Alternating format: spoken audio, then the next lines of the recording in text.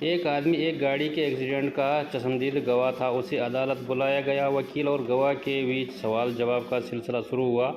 वकील, तुमने सच में एक्सीडेंट देखा? गवाह, जी हाँ। वकील, जब एक्सीडेंट हुआ तो तुम उस जगह में कितनी दूरी खड़ी थे? गवाह, 30 फुट और 6.25 इंच। वकील, क्या तुम बता सकते हो कि तुम इस दूरी को कितनी प्रमाणित से कह सकते हो? गवाह, क्योंकि जब एक्सीडेंट हुआ तो मैंने उसी वक्त उस दूरी को इंच टेप से नाप लिया था। मैं जानता था कि कोर्ट में कोई बेवकूफ़ वकील इस प्रश्न को ज़रूर पूछेगा। वकील, एक वकील को यह देखकर हैरान हुई कि अंदर के कमरे में बैल पोलू खींच रहा है और तेली बाहर बैठा चिलीमी पी रहा था। वकील ने तेली से कहा, अगर बैल रुक जाए तो तुम्हें पता है क्या चलेगा? तेली, पता चल जाएगा वकील साहब, उसके गले में बंधी घंटी की रुक जाएगी। वकील ने 1 मिनट सोचा और फिर बोला, अच्छा, अगर यह एक जगह खड़ा होकर उस अपना सिर हिलाता रहे तो घंटी बजती रहेगी और तुम समझोगे कि बैल चल रहा था। तेली बड़ी शांति से जवाब दिया, सारे बैल ने वकालत नहीं पड़ी है। एक बार एक पुजारी और वकील मर गए और दोनों स्वर्ग के दरवाजे पर खड़े हो गए। यमदूत ने उन दोनों को अंदर भेजा और बोला, दोनों अंदर चले गए। अंदर एक और यमदूत खड़ा था जो उन दोनों के उनके कक्ष तक ले गया। पहले पुजारी को उसके कक्ष तक छोड़ा तो एक छोटा सा कमरा था जिसमें एक बिस्तर और छोटा सा मजे लगा। पुजारी यमदूत को धन्यवाद कहा और यमदूत वकील को लेकर उनके कक्ष की तरफ चल पड़ा। जब वो दूसरे कक्ष के पास पहुंचा तो ये बहुत बड़ा कमरा था जिसके कमल डबल बेड एवं बड़ी अलमारी किताबें से भरा हुआ था। रैक और एक सुंदर औरत भी, बाकी सभी प्रकार की सुविधा से जो कमरा भरा हुआ था। वकील ने कहा कि मुझे यह समझ नहीं आया कि अपने पुजारी को एक छोटा सा कमरा दिया और मुझे सारी सुविधाओं से भरा ये इतना बड़ा कमरा। इस पर यमदूत बोला, साहब, हमारे पास यहाँ स्वर्ग में पुजारी से बहुत पर वकील और आप पहले इसलिए है।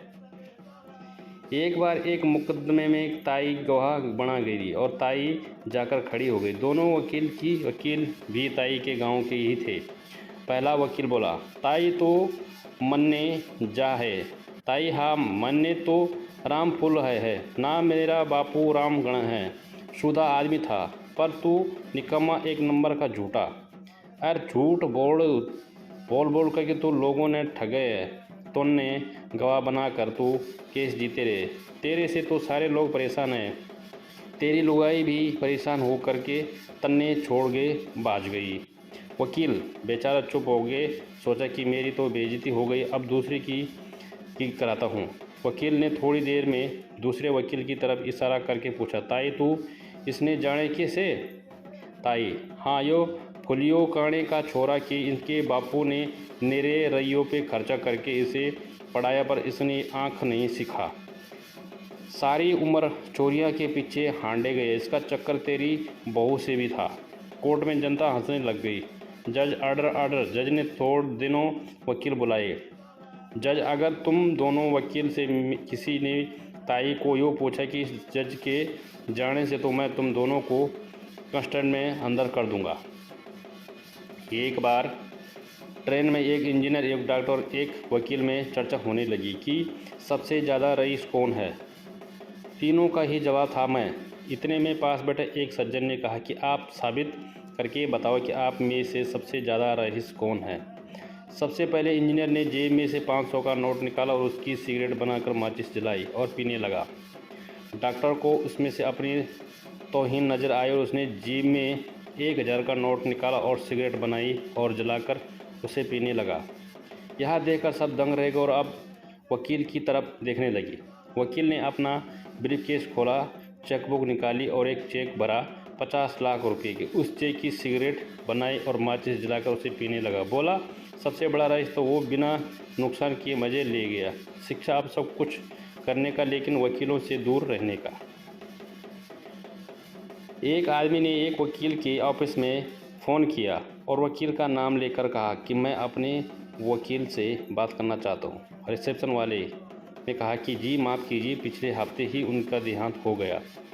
अगले दिन की ये से उस आदमी ने उसी तरह पूछा कि क्या मैं अपने वकील के साथ बात कर सकता हूँ।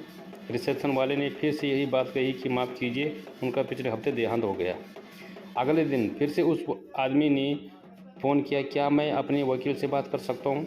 रिसेप्शन वाले ने उस दिन दुखी होकर उससे पूछ ही लिया, सर आज ये आपका तीसरा दिन है और लगातार मैं आपको बता रहा हूँ कि आपके वकील मर चुके हैं, आप फिर भी बार बार फ़ोन करके क्यों पूछ रहे हो। उस आदमी ने बड़ी सजग से जवाब दिया, क्योंकि यह सुनकर मुझे बहुत खुशी मिलती है कि अब मेरे पैसे बच जाएंगे। दो वकील अदालत में बहस करके दौरान व्यक्तिगत कटाक्षों पर उत्तर पर आए। एक ने कहा, तुमसे बड़ा गधा मैंने आज तक नहीं देखा। दूसरे ने पलटकर कहा, मैंने भी आज तक तुमसे बड़ा गधा नहीं देखा। इस पर जज ने मेज पर हथौड़ा मारते हुए कहा, आर्डर आर्डर। आप दोनों शायद भूल रहे हैं कि मैं भी यहाँ पर बैठा हूँ। वकील, माय लॉर्ड, कानून की किताबें के पेज नंबर 15 के मुताबिक मेरे मुवक्किल को बाइज्जत बरी किया जाए। जज, किताब पेश की जाए। किताब पेश की गई। जज ने पेज नंबर 15 खोला तो उसमें 1000 के 500 नोट थे। जज मुस्कुराते हुए बोला, बहुत खूब, इस तरह के 2 सबूत और पेश किया जाए। नीलू, तुम्हारी बेटी की सगाई को पूरे 2 साल हो गए, विवाह में इतनी देरी क्यों? संगीता, दरअसल लड़का एक वकील है, जैसे ही विवाह की तारीख पास आती हुई कोई ना कोई बहाना करके तारीख आगे बढ़ा देता है। तो कैसी लगी कहानी और वीडियो? जय हिंद।